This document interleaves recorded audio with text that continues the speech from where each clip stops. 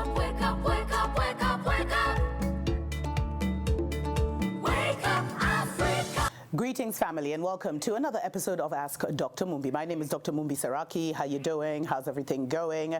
I really do pray, family, that you are well in all, absolutely all your ways, and that you're moving into living life very much on your own terms, in your own story, in your own narrative, because that is absolutely what the season and times require, and that is the inheritance that we are always told about. Our inheritance is going into that ancient future where we revive, we resuscitate, we awaken that ancient information in us, that ancient story in us, and we bring it to life.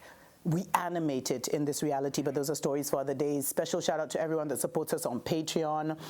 Definitely consider supporting us there for as little as $5 a month. There are many other videos that I have not posted on public platforms there, as well as different exclusive content. And it really just helps us to dedicate more time to the show. And if you would like to advertise your product or services, definitely get in touch. We have a very niche audience, family. So if it's anything related to, that kind of seems ahead of its time or is related to healing, restoration, changing our mindsets, then this is definitely the platform for you. So I've gotten a couple of emails asking me what I make of the fact that Ghana has declared bankruptcy, and, they said they had several contractors, They said, the Ghanaian government has essentially filed for bankruptcy.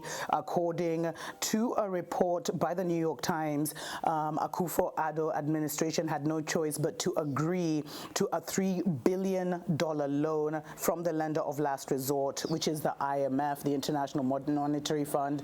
And by the time you're going to the IMF family, by the time you're going there, then you just know, you're literally just... It's like selling your soul to the devil, like literally.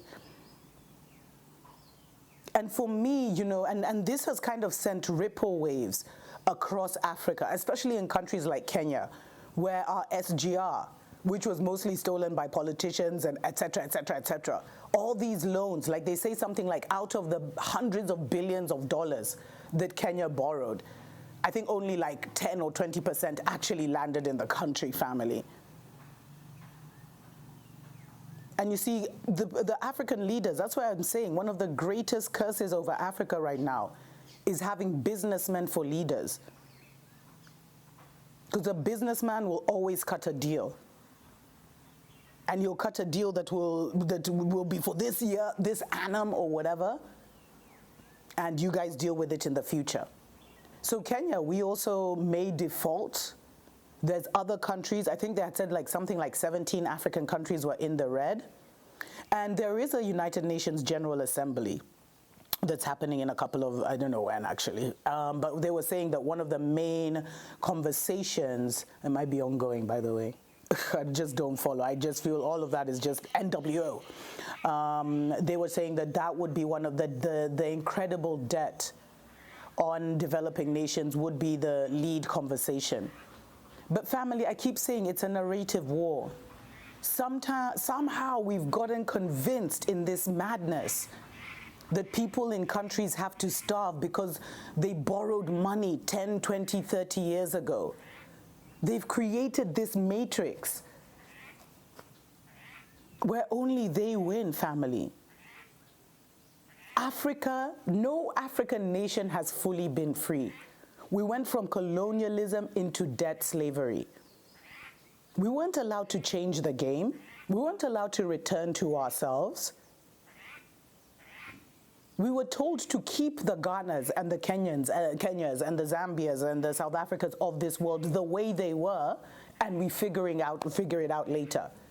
But when our presidents came to power, they had this petty bourgeois of 100,000 guys who were running the governments, the Babylon government, the Babylon hospital, the Babylon education system, the Babylon law courts, the Babylon system, who had been made to feel privileged at going to Babylon to study how to run the Babylon system in their countries, and they even looked down on traditional systems.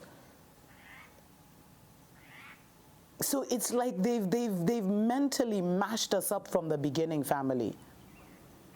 And what's happening now, especially when we look at Ghana, now this is from my perspective, it's like a couple of years ago, the Ghanas and Kenyas of this world said a big FU to the Western nations and went to China and got these massive loans from China. Because China wasn't, was turning a blind eye to issues of financial management. They came and they said, yo, we're gonna treat you Africans like adults.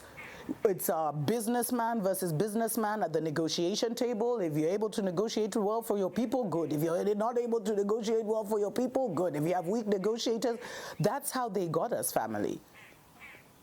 And so a lot of our African presidents took loans from China to pay the existing debt that they had gotten from Babylon. And now China is coming and saying, yo, you got to pay up. And by the way, a lot of, Ghana was actually saying that this happened because of COVID, et cetera, et cetera, et cetera. And that's why, they just weren't able, the financial hit they took when COVID came just had the government kind of scrambling, and they've just never been able to bounce back. Apparently they owe something like $1.3 billion to the people who run their electricity. So they're in danger of having massive blackouts and all this stuff, family. Like Ghana, they've really gotten Ghana by the balls, man. And so it's like now, Ghana, because of its own stupidity as well, is now being punished by Babylon. Because they now have to go back to Babylon, tail between their legs, and ask Babylon to bail them out from China. So once again, as the world is facing a massive transition into a new economic order, at least, Africa finds itself not even at the bargaining table because we're still paying the debts of the past. And any leader who has tried to speak out of it, it's all done by design, family. You cannot live in a colonizer's world and think as a former colonial nation, you'll be free. It's like we've been hypnotized, family.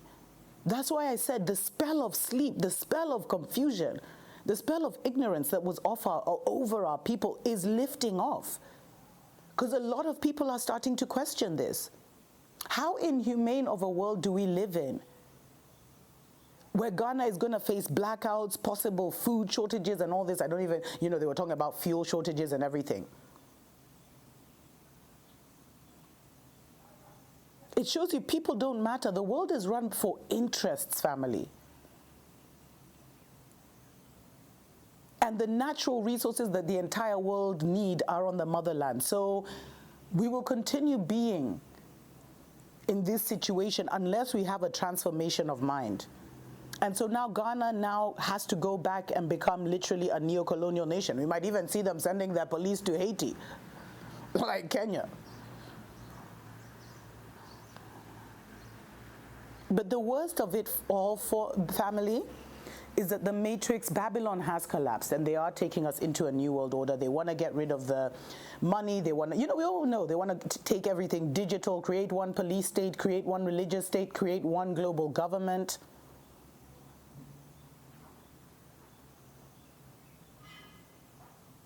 And the sad thing is, family, that because of the not being able to play the chess of Babylon and realizing you can never win, so you should be trying to play chess to get out. Our African brothers and sisters have been too short-sighted, because them, they think 5 years. You're thinking 5 years and you're competing against nations, because it is a competition. You're competing against nations that have plans for 100, 200 years.